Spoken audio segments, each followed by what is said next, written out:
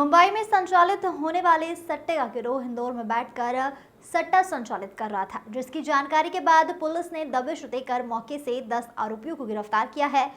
Mukesh police ने 30 mobile phone, electronic उपकरण और 19,000 लोगों की सट्टा पर्चियां भी बरामद की है।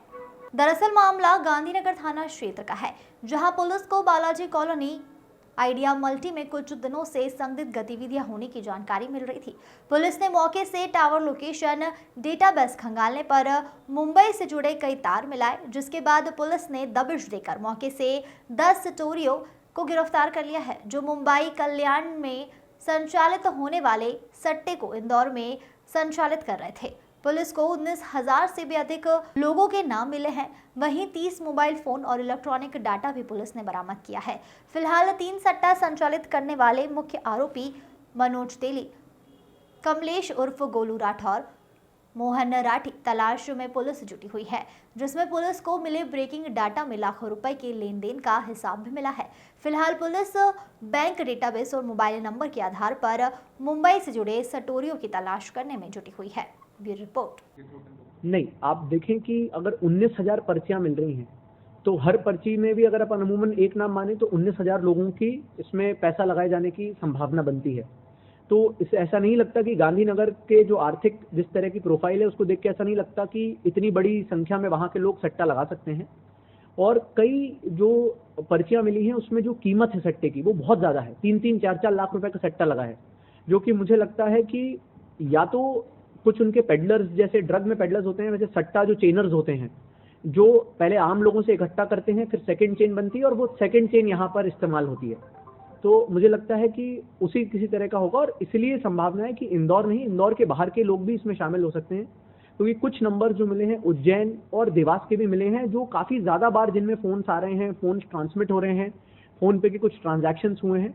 तो ये कहना ठीक नहीं रहेगा कि सभी लोग गांधीनगर से ही ये चल रहा था, पर गांधीनगर में इन्होंने अपना हब बना रखा था, कुछ फ्लैट्स इन्होंने किराए पे लेकर वहाँ पर ही संचालित कर रहे थे। सर, इसके अलावा एक और सवाल था कि ये जो गांधीनगर को इन्होंने क्योंकि और भी शहर कई क्षेत्र हैं जहाँ पर इस तरह से तो काफ़ी दिनों से, जैसा कि बताया जा रहा है 6 महीने पहले ही वहाँ पर रेड थी, किन कारणों से चलती है?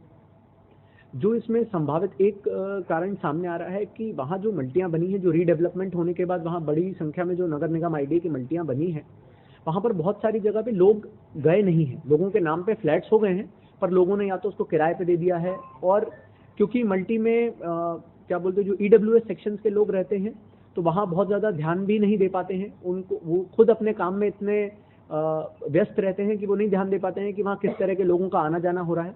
काफ़ी बड़ी संख्या में छोटी सी जगह में लोग रहते हैं तो निगाह नहीं पड़ पाती है। किसी और जगह पे अगर आप देखेंगे कि गाड़ियों का बार बार मूवमेंट हो रहा है, किसी और सोसाइटी में ऐसा हो रहा होगा, तो मुझे लगता है कि वहाँ के लोग ही शिकायत करेंगे कि सब इस घर में बहुत ज़्यादा अधिक गाड़ियाँ आती हैं, रात रात में गाड़ियाँ आ रही हैं। पर ऐसी जगह पे जहाँ पर रीडेवलपमेंट होकर बहुत सारे लोग री एलोकेट होकर वहाँ पर रुके हैं, वहाँ पर शायद ये चीज़ बहुत अलग नहीं दिखती होगी, इसलिए शायद उन्होंने वहाँ चुना होगा। अभी जो संभावना है, जो पर्चियाँ मिली हैं कि लगभग 1 महीने से तो अधिक से ही संचालित हो रहा था, पर क्योंकि बहुत नॉर्मल कोर्स में कर रहे थे तो पता नहीं चला था। करीबन 1 हफ्ता से तो हम ही इसको ट्रैक कर रहे थे, तो उससे पहले से ही संचालित हो रहा होगा। पर 1 महीने तक की जो पर्चियों में डेट्स है वो 1-1.25 महीने पुरानी भी उसमें डेट्स जली हुई हैं। तो इसका मतलब है 1-1.25 महीने पुरानी अगर पर्ची मिली है तो या तो कहीं और हो रहा था, पर अभी जो आरोपियों ने प्रथम पूछताछ में बताया है तो नहीं बताया कि 1-1.25 महीना पहले से हम लोगों ने ये घर पे हमें ला के शिफ्ट किया गया था। और इसमें जो पैसे का ट्रांजैक्शन है, इसमें इंपॉर्टेंट बात यह है कि जो पैसे का ट्रांजैक्शन है वो जो मनोज तेली और कमलेश गोलू हैं ये डायरेक्टली करते थे। पैसे का ट्रांजैक्शन इनके माध्यम से नहीं कराते थे, सिर्फ इनको बोला जाता था कि आप सट्टा लिखिए, जिससे कि कभी अगर रेड पड़े तो पैसा पुलिस के उससे बाहर रहे और सिर्फ ये लोग आरोपी पकड़े जाएं। इसलिए इसमें अभी जो कार्रवाई में सबसे इंपॉर्टेंट चीज़ है कि जितने भी बैंक अकाउंट्स यूज हुए हैं उन सब के पीछे कौन है उसको जांच पड़ताल की जा रही है। क्षेत्र में दी है एक अवैध तरीके से काफी दिनों से जुआ चल रहा था, उस पर दबिश देकर काफी आरोपियों को गिरफ्तार किया। इसमें काफ़ी समय से हमें सूचना मिल रही थी कि बड़े पैमाने पे जो नंबर का सट्टा होता है, कल्याण, मधुर और अन्य जो लाइनें चलती हैं जो बॉम्बे से पूरा संचालित किया जाता है, उसमें बड़े पैमाने से लोगों के द्वारा पैसा लगाया जा रहा है। इसमें पिछली 6 महीना पहले भी एक कार्रवाई हुई थी जिसमें जो एक मुख्य आरोपी का नाम आया था मनोज तेली, उसके घर पे दबिश दबिश भी दी गई थी, परंतु उस समय कुछ एविडेंस हाथ में नहीं लगे थे जिस कारण से उस पर कार्रवाई नहीं हो पाई थी। काफ़ी समय से क्राइम ब्रांच की मदद से थाना गांधीनगर में कुछ घरों में ऐसे सस्पिशियस मूवमेंट दिख रहा था जहाँ पर दिखता था कि गाड़ियाँ आती हैं, कुछ समय रुकती हैं, फिर चली जाती हैं। कई बार देखा गया है कि पेपर्स के बंडल आ रहे हैं, जा रहे हैं, बोरियों में कुछ सामान आ रहा है। तो पिछले 1 सप्ताह से उस पर सतत निगाह रखी जा रही थी कि क्या चल रहा है। पहले आशंका हुई कि हो सकता है ड्रग्स का कोई मामला हो, इसलिए उसको ध्यान रखा जा रहा था। पर फिर जब धीरे धीरे पता चलने लगा कि जब वहाँ से हमने PSTN डेटा उठाया तो उसमें जो नंबर आना शुरू हुए उसमें बॉम्बे के बहुत सारे नंबर दिखना शुरू हुए। तो इसे समझ में आया कि जो बॉम्बे से सट्टा संचालित होता है उसके कुछ नंबर्स भी इसमें आइडेंटिफाई हुए थे। उसके बाद फिर दबिश देकर जब वहाँ पर पता चला कि सारे जो एविडेंस हैं जो कि बहुत इंपॉर्टेंट होते हैं किसी भी केस को प्रोसिक्यूट करने के लिए, उनकी मिलने की संभावना है, तो उसमें फिर दबिश डाली गई थी। इसमें कल दबिश डालने पर जो सामग्री मिली है वो काफ़ी ज़्यादा मिली है। करीबन 30 से ज़्यादा मोबाइल फ़ोन्स और जो इलेक्ट्रॉनिक डेटा होता है वो मिला है।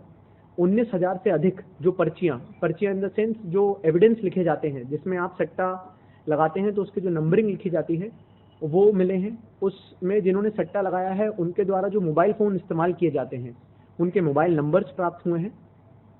इसमें अभी 10 आरोपियों की गिरफ्तारी हो चुकी है।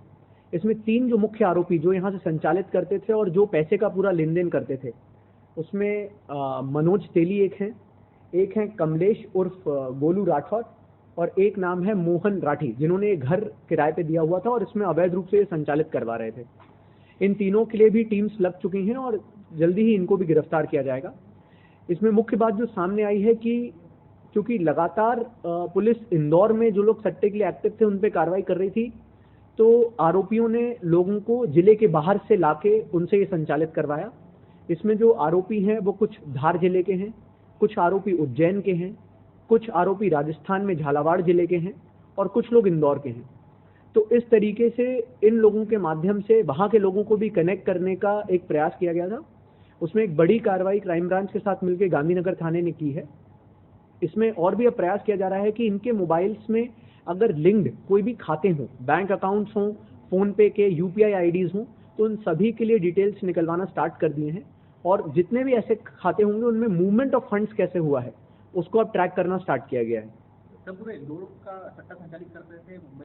देश दुनिया की ताजा और तमाम बड़ी खबरों से अपडेट रहने के लिए देखते रहिए खबर की खोज, क्योंकि हम आपको रखते हैं खबरों से अपडेट। साथ ही खबरों को सबसे पहले देखने के लिए हमारे चैनल को लाइक करें, शेयर करें, सब्सक्राइब करें और खबरों की नोटिफिकेशन के लिए बेल आइकन दबाना बिल्कुल न भूलें।